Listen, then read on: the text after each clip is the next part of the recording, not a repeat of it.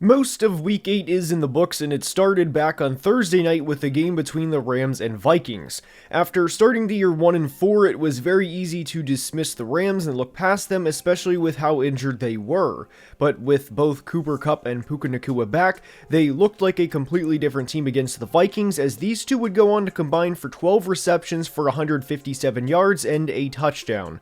The Rams would go on to win with a score of 30-20, and their outlook is a lot different than it was a few weeks ago. Their upcoming schedule isn't easy, but if they can go 3-1 in their next 4 games, they can make some noise, especially with what's been a down year in the NFC West. I don't think it's crazy to say the Rams can make the playoffs. For Minnesota, I have a lot of concerns. There will be a full video on the Vikings later this week, but this game did not come down to a face mask not getting called. Minnesota had 14 points and 140 yards of offense in the first quarter, and in the remaining 3 quarters, they had 6 total points and 136 yards of total offense. That's not going to get it done against any decent team, and unfortunately for the Vikings, they lost Pro Bowl left tackle Christian Darrisaw for the year, and this was never supposed to be a Super Bowl year for Minnesota, but after starting 5-0, their outlook is very bleak at this point in time. They will still probably make the playoffs as they have an easier schedule coming up, but I don't think they're going to be a serious contender by any means. The Lions absolutely throttled the Titans with a score of 52-14, and I think this game was a good representation of the direction of where each franchise is headed. Pretty much every Lions offensive skill position player scored in this game, and despite the Lions putting up 52 points, believe it or not, they did not have 100 yards passing. And the Lions offense was on the field for less than 25 minutes of this game and had less than 250 yards of total offense. The Lions defense and special teams really stepped up in this game, and the Lions became the first team since the 1955 Bears to put up 50 plus points with less than 100 passing yards. To do that in today's era is insane, and they're simply an elite football team. Tennessee is now 1-6, and there's not a lot to say positively. The only thing I can muster is Calvin Ridley had a good game and had over 110 yards in the first quarter, but this is a bad football team. And I'm at the point where I wonder if Brian Callahan is going to make it to his second season as the team's head coach. There's a major difference between the 2021 Lions and the 2024 Titans, despite the records not being that far apart. The Titans don't have the type of fire the 2021 Lions did, and it shows every Sunday, and this is a big issue for them. The Atlanta Falcons improved to 5-3 after a 20-point loss in Week 7, and this was in a game where Kirk Cousins threw for over 275 yards and 4 touchdowns. They are now 4-0 in the division, and a win is certainly a win, but I do have a lot of concerns with this defense. And I think Jesse Bates deserves to be in the Defensive Player of the Year conversation because of the impact he makes every Sunday. He is truly phenomenal. Kyle Pitts also had one of the best games of his career, although I don't think he will let up when he comes close to his next touchdown. Atlanta's next 2 games are home against Dallas and at New Orleans, and they can be 7-3 through 10 games. Despite being down Chris Godwin and Mike Evans, Baker Mayfield still threw for over 300 yards and 3 touchdowns and did everything he could to give his team a chance to win. My major concern heading into the season with the Bucs wasn't that they didn't have talent on the roster, my concern was with head coach Todd Bowles, and this game is why. Clock management in this game from Bowles was horrible, and the defense was also bad as they allowed an average of 6.6 yards per play and allowed not one but multiple 25-plus passing yard touchdowns, and this is why I think the Bucs' ceiling is limited. They're a talented roster, but the coaching will always concern me. Arizona stunned Miami with a last-second field goal and won 28-27 in Tua's return, and somehow, someway, the Cardinals are 4-4. It was great to see both Trey McBride and Marvin Harrison go for over 100 yards, and I was so glad to see Marvin have a great game after several down weeks. This was also pretty easily Kyler's best game since the Rams game back in Week 2, and after starting the year 2-4, the Cardinals are back to 500, and their next 2 games are home against the Bears and home against the Jets. I don't think they're serious contenders because the defensive roster isn't all that talented, but I think they can be a frisky team down the stretch, and 6-4 is not unreasonable for them. Miami is now 2-5, and I'll just get to the point. They're done. They're not a serious threat, and even if somehow, some way, they win 8 of their final 10 games and sneak into the playoffs at 10-7, they're not a serious team. They blew a 2-possession lead with less than 9 minutes to play, and in the fourth quarter, Arizona had 2 70-plus yard drives that resulted in points. The Dolphins are done, and they're in a very tough situation, which is a tremendous understatement. The Green Bay Packers escaped Jacksonville with a 30-27 win, and I think this game is a good example as to why teams invest in backup quarterbacks. We of course wish the best for Jordan Love and hope he and everyone else who got hurt this week the best moving forward, but Malik Willis did his job and kept the Packers within half a game for the NFC North race. The play to Jaden Reed at the end was extremely clutch, and that is an example of what good teams do. They find a way to win. And the game next week against the Lions is going to be one of the best games of the year, and could be the difference between the number 1 seed and the number 5 seed. The Jags defense has allowed 30 or more points in 4 of their last 6 games, and I don't care who the quarterback is, you're not going to win many games like that. There's no real takeaway for the Jags as they sit at 2-6, other than I think it's clear they're going to have a new head coach and GM this offseason. The offense, when it's clicking, is very fun to watch, but the defense constantly fails them. There's no revelation, the Jags simply need more talent on this roster. The Colts fell to 4-4 with a 23-20 loss to the Texans, and why I think this loss is frustrating is because, like all of their other losses so far, they've been winnable. Even this game was winnable, despite Anthony Richardson going 10 of 32 and going 2 of 15 in the first half, and no, that's not an exaggeration. And for Colts fans, yes, I know several passes in the first half weren't Anthony's fault, as there were a lot of drops, which was certainly frustrating and kind of the theme of the day. I don't think there's any major takeaways for the Colts aside from what we knew. They're an okay team and they're not going to be a serious threat, mainly because they don't capitalize. The offensive line is also incredibly frustrating. This was the Will Anderson and Danielle Hunter game, and this is what Texans fans have been waiting for. They were in the backfield countless times and made Anthony Richardson uncomfortable all day. Getting home in the final play of the game and sealing a win over your biggest threat in the division is worth Danielle's contract alone. Houston should cruise to an AFC South title from here, and they're a very solid team. Just stay healthy, and we hope Stephon Diggs is okay.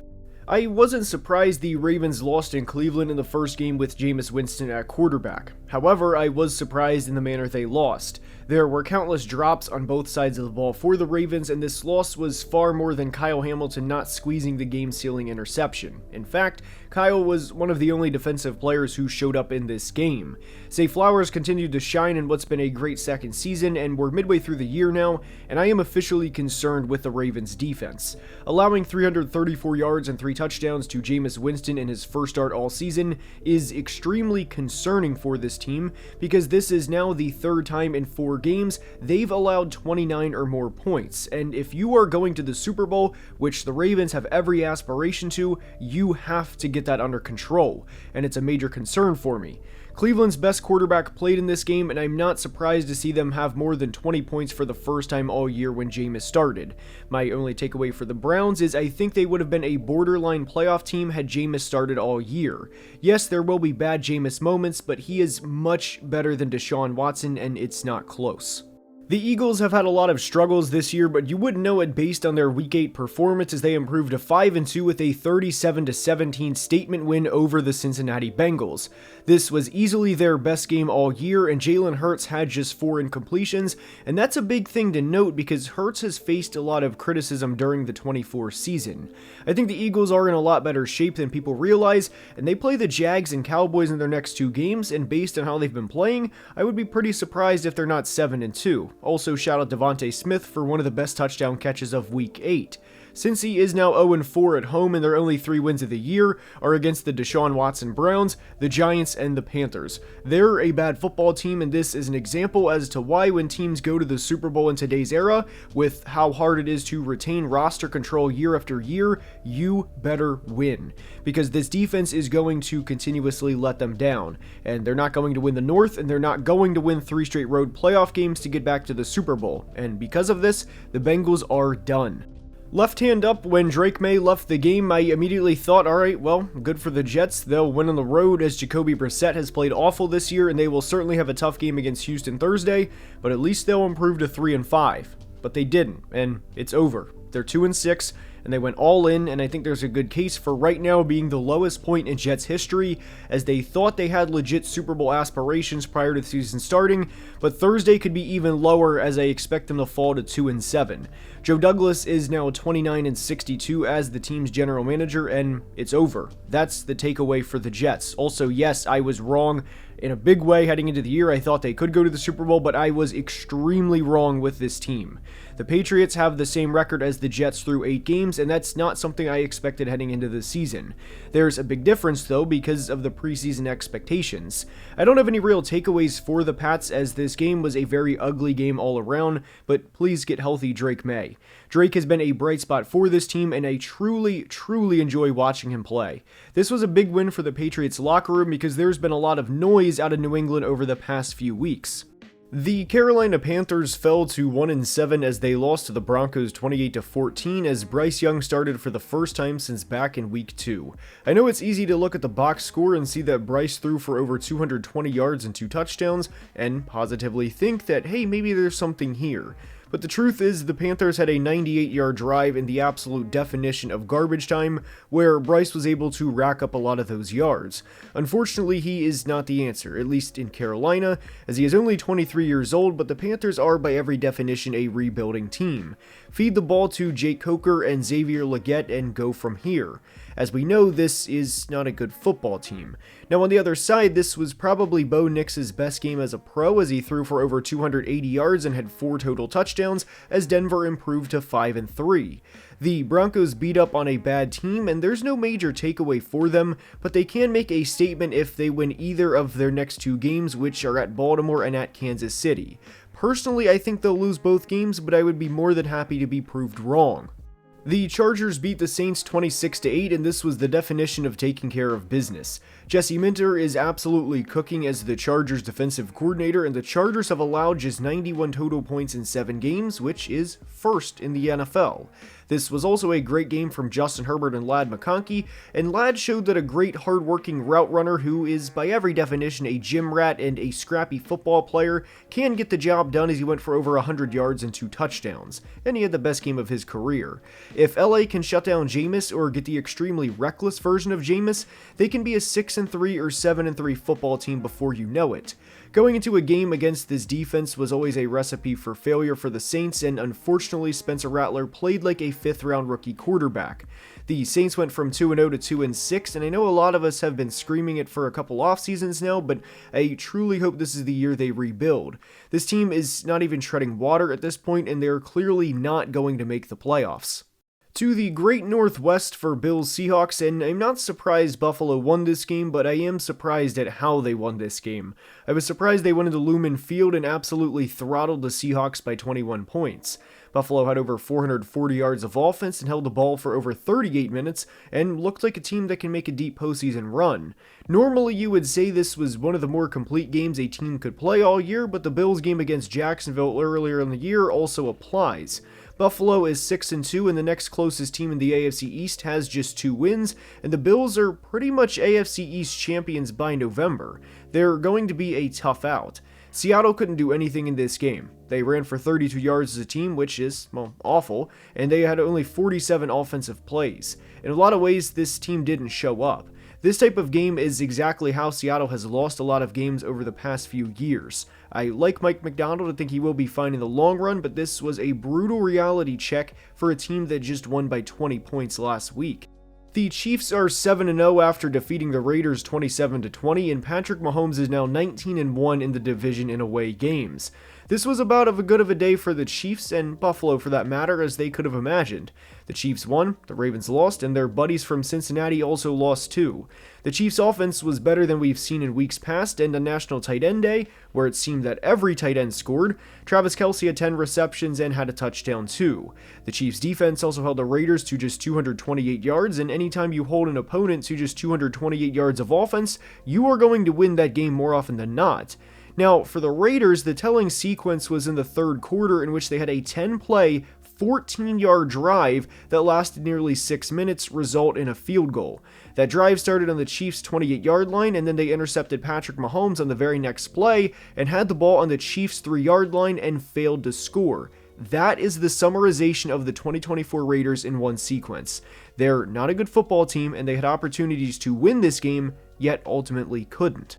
The wildest finish of Week 8 was undoubtedly in the Bears-Commanders game, as Washington won with the score of 18-15. This was one of the most Bears losses possible, and there was a lot of bad in this game from Chicago that nearly could have been avoided, or at least not discussed as much from the media this week. Caleb Williams didn't play good, and Shane Waldron certainly didn't call a good game, and there was a point where Caleb was 4 of 16 for 36 yards. The turnover on the goal line was laughable and truly one of the worst, if not the worst, play calls all year. This was truly a deserved loss for the Bears because they repeatedly shot themselves in the foot. Now, a win is a win for the Commanders, but there were certainly some frustrating moments for them too. However, being 6-2 in Jaden Daniels' rookie season alleviates a lot of the concerns, at least for the moment. The ending of this game was truly insane, and Washington plays the Giants next week, and I think they can be a 7-2 team. This was easily the best moment in Washington history since any big highlight from RG3's rookie year. Enjoy this win, Washington, and I know that 7-2 is a reality just 9 games into the Jaden Daniels era. I hope you enjoyed, and if you did, please like and subscribe, as only about 42% of people watching are subscribed, and helps the channel tremendously. Until next time, please be safe and have a great day. Love you guys.